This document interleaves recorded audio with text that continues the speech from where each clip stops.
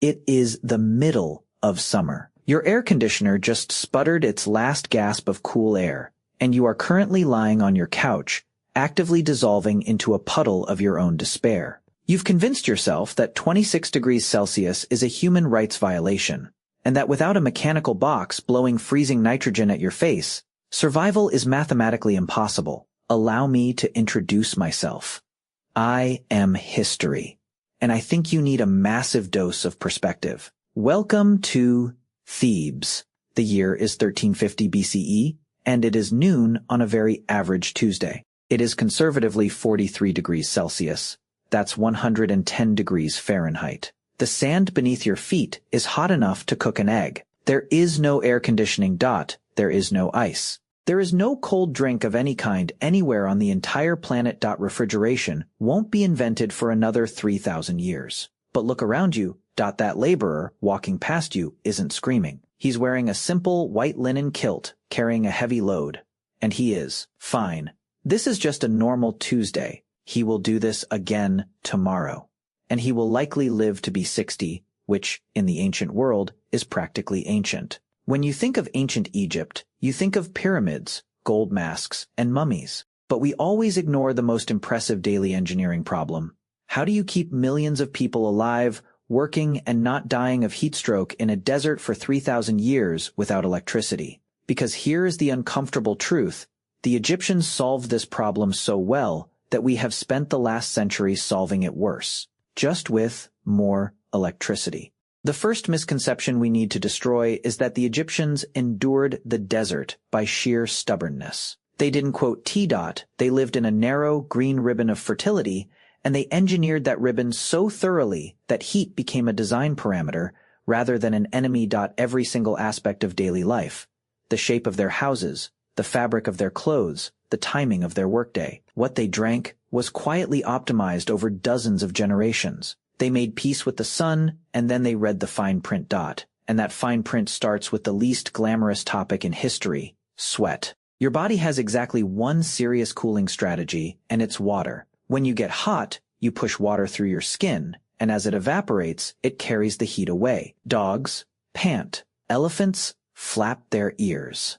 Pigs roll in mud because they can't sweat at all. But humans, we have between 2 and 4 million sweat glands. We are genuinely the gold, metal sweaters of the animal kingdom. But this system runs on a consumable. An outdoor laborer in the Egyptian summer can easily lose several liters of sweat a day. Lose just 2% of your body weight in fluid, and your cognitive performance drops. Lose 5, and you are in trouble. Lose 10%, and you are dying. And you are dying confused.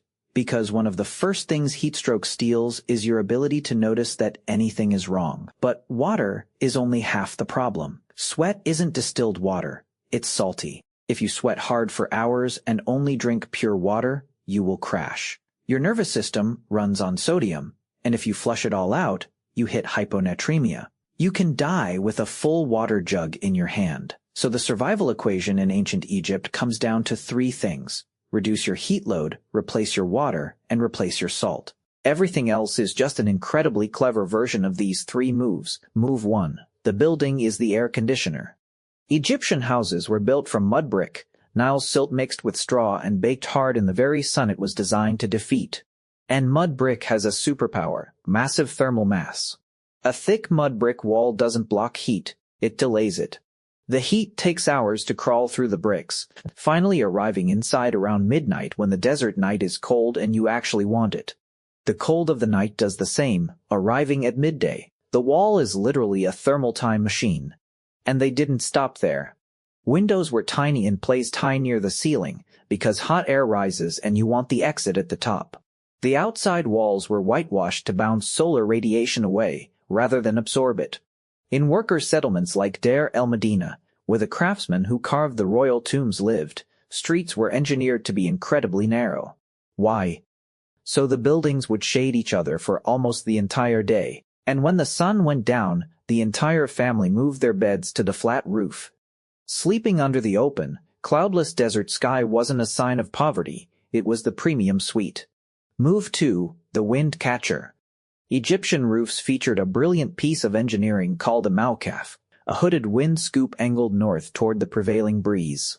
It funneled cool air down into the living spaces while forcing hot air out of the high ceiling vents. But here is the part that makes me emotional.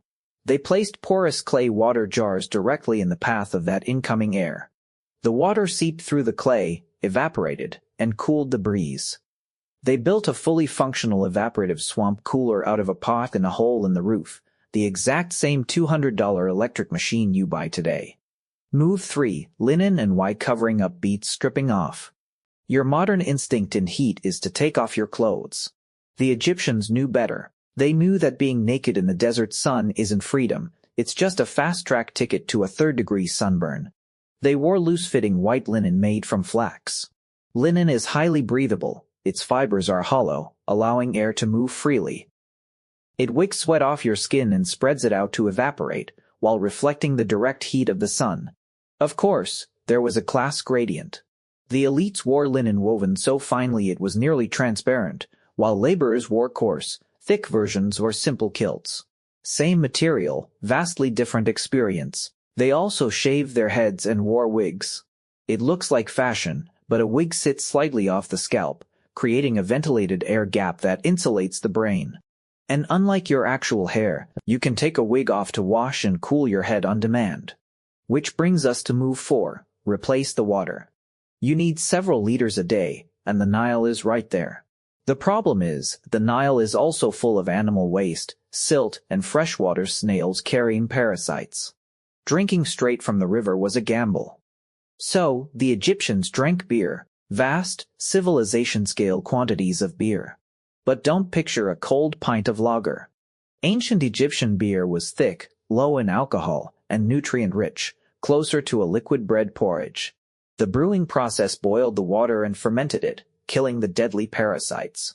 This beer was so vital that workers were literally paid in it.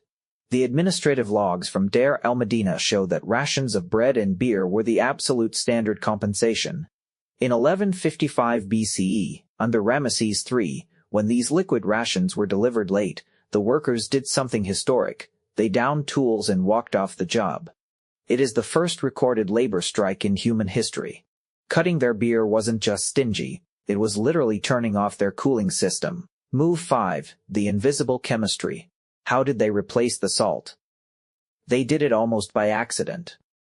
Their diet was built on salted, dried fish, salt-baked bread, and potassium-rich dates. Nobody knew what an electrolyte was, but this exact combination kept their body chemistry perfectly balanced. Finally, move 6, don't be outside when the sun is trying to kill you. The Egyptian day was structured around the climate. Heavy labor began before dawn in the cool hours. The boiling midday was strictly reserved for rest, food, and long naps in the shade, even their entire calendar bent to the climate. Most monument building happened during the annual Nile flood. Since the fields were underwater, the agricultural workforce was free, and the high waters made it incredibly easy to transport heavy stone by boat. Is cut off in the script you provided, so I won't invent the missing wording. But here is the final, beautiful twist. The desert wasn't just a threat they survived. It was the very reason Egypt existed. The Egyptians called the fertile valley Kemet, the Black Land. They called the desert Desret, the Red Land. And that red land was a natural moat. East and west, hundreds of miles of lethal, dry sand protected them from invasion. And the dryness of that moat is the only reason we know anything about them. Humidity rots history. Dryness preserves it. Every papyrus scroll, every painted tomb, and every mummy survived because the desert heat made decay nearly impossible. The desert didn't just preserve their bodies, it preserved their story. Think about that house 3,000 years ago. Thick mud walls holding yesterday's cool. A scoop on the roof pulling the north wind down. A clay pot sweating in the breeze. A cup of beer. Not one part of that system required electricity. It has no off switch, because it has no on switch. It can never break. We've spent the last century trying to fight nature with machines, making our streets hotter to make our rooms cooler. But the biology inside you hasn't changed. You have the same sweat glands, the same needs, and the same ancient blood. So next time your AC cuts out, don't panic. Open a window. Drink some water. And remember, you are history. So, could you do it? A summer in ancient Thebes with no AC, sleeping on a roof, and eating salt bread and date beer? Let me know in the comments below. Until next time, see you soon.